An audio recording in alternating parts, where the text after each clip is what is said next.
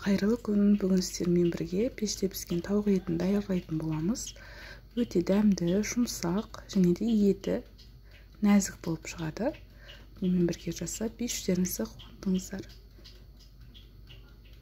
Ең алдымен ыдысымызға жақсылап жуып аламыз тауық етін. Мен де тауықтың аяқтарын пайдаландым, 900 грамм. Және де 1 келіге жақын картошка. Картошкамызды соломка етіп турап, тауықтың аяқтарының үстіне бірден саламыз. Бірге маринадтаймын.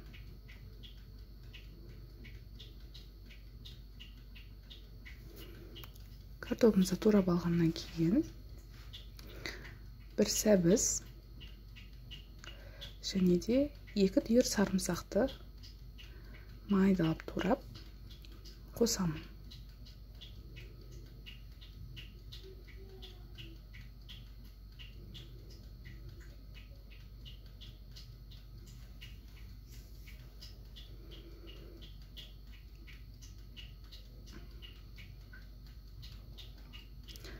Сарымсағымызды қосып алғаннан кейін 4 ас қасық майонез,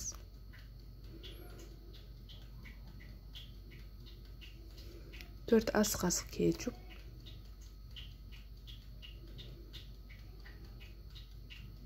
1 шай қасық қара бұрыш, 2 шай қасық паприка,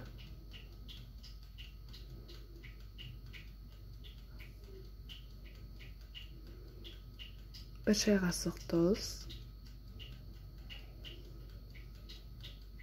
және де 5 ас қасық сұйық майымызды қосып, жақсылап барлығын араластырамыз.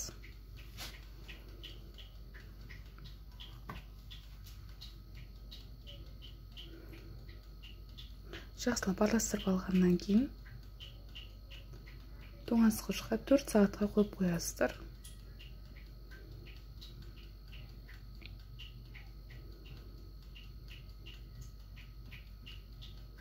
4 сағаттан кейін алып, бір араластырып, тапамызға сала береміз. Тапамызды алдына майлап алдық.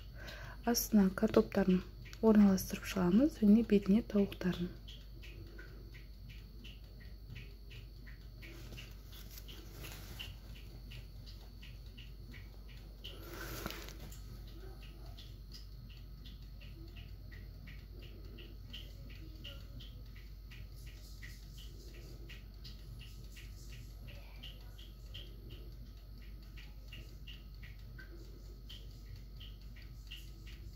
Қалған сұйықтығын бетіне құйып шықтым. 1 сағатта 170 градуста пісіріп аламыз.